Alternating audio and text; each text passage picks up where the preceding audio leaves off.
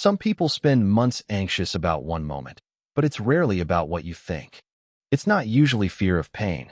It's fear of what happens to how people see you after.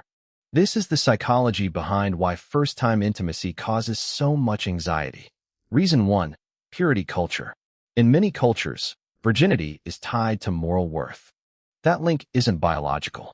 It's taught through religion, family, and social messaging. So the brain learns, my value depends on this one thing staying unchanged. That's not really about sex.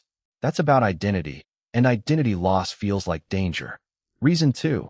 The double standard. Men and women are judged differently for the same choice. Research on sexual double standards shows women often anticipate harsher social judgment. So the anxiety isn't just, will this feel okay?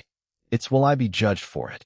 That anticipation alone can trigger real anxiety before anything has even happened. Reason 3. Fear of the unknown. First-time experiences are unpredictable by nature. The brain doesn't like uncertainty. It fills gaps with worst-case scenarios. This is called catastrophizing, and it happens with any unfamiliar physical experience. Not just intimacy, public speaking, flying, even a first job interview trigger it too. Reason 4. Identity shift. For some, virginity becomes part of self-definition. So crossing that line doesn't just change an experience. It changes who they think they are. Psychologically, that mirrors other identity transitions, like leaving home or a career change. The brain treats identity change as a kind of loss, even when the change is wanted. Reason 5. Attachment fear. Intimacy raises the emotional stakes of a relationship. There's an unconscious worry. Will this deepen the bond? Or will I be left after? This fear is strongest when trust hasn't fully been established yet. Attachment researchers link this to fear of abandonment, a very old survival instinct. Reason 6. Real-world consequences. In some cultures, this fear isn't abstract at all.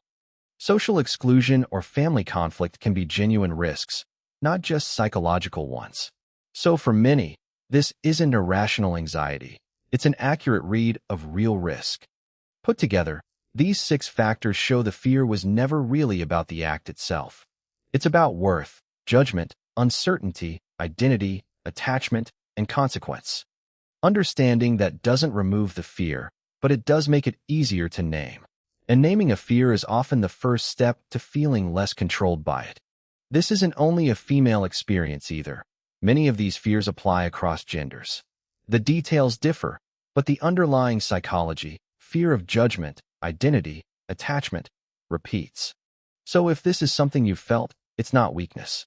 It's a very human response. The fear makes sense once you understand where it's actually coming from. If this helped make sense of your own mind, subscribe. Neural Origins breaks down the why behind you.